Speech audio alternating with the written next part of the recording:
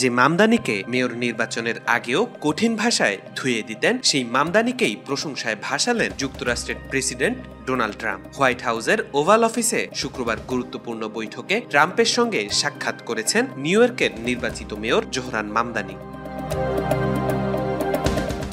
বৈঠকের পর সাংবাদিকদের সঙ্গে আলাপচারিতায় ট্রাম্প প্রকাশ করেন যে মামদানির ক্ষমতা গ্রহণ ও নেতৃত্বের প্রতি তার দৃষ্টিভঙ্গি পরিবর্তন হয়েছে। ট্রাম্প বলেন, আমি এখন দৃঢ়ভাবে বিশ্বাস করি নিউ ইয়র্কের মেয়র হিসেবে মামদানি তার দায়িত্বগুলো খুবই দক্ষতার সঙ্গে পালন করতে সক্ষম হবেন। এছাড়া আমি মনে করি তার কাজ ও পারফরমেন্স অনেক রক্ষণশীল নাগরিককেও চমকে দিতে পারবে। জোহরান মামদানি গত ৫ নভেম্বর অনুষ্ঠিত নির্বাচনে ডেমোক্রেটিক পার্টির প্রার্থী হিসেবে বিজয়ী হন। তিনি মোট ভোটের ৫০% প্রাপ্তি অর্জন করে বিজয় নিশ্চিত করেছেন। আগামী ১ জানুয়ারি তিনি আনুষ্ঠানিকভাবে নিউ ইয়র্কের মেয়র হিসেবে শপথ গ্রহণ করবেন। শপথ নেওয়ার পর ৩৪ বছর বয়সী মামদানি নিউ ইয়র্ক সিটির ইতিহাসে সবচেয়ে কম বয়সী মেয়র হবেন এবং প্রথম মুসলিম হিসেবে এই পদে দায়িত্ব গ্রহণ করবেন।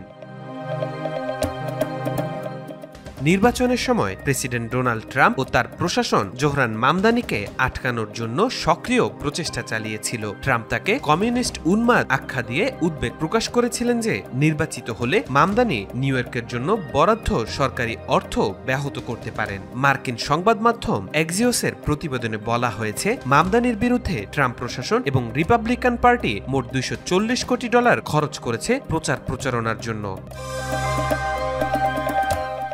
তবে শুক্রবারের বৈঠক ও আলোচনার পর ট্রাম্পের মনোভাবের মধ্যে আগের প্রতিক্রিয়ার কোনো ছাপ দেখা যায়নি। সাংবাদিকদের সঙ্গে আলাপচারিতায় তিনি বলেন, বিভিন্ন বিষয় নিয়ে আমরা একে অপরের সঙ্গে অনেক বেশি মিল খুঁজে পেয়েছি। আমাদের মধ্যে একটি সাধারণ বিষয় আছে, সেটা হলো আমরা দুজনই নিউ ইয়র্ক সিটিকে ভালোবাসি এবং এই শহরের সর্বাঙ্গীন উন্নয়নের জন্য উৎসাহী।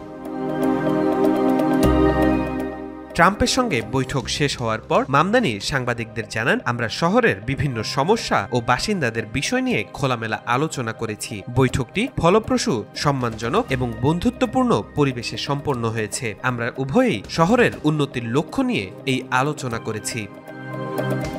তাওফিকুল ইসলাম, আজকাল।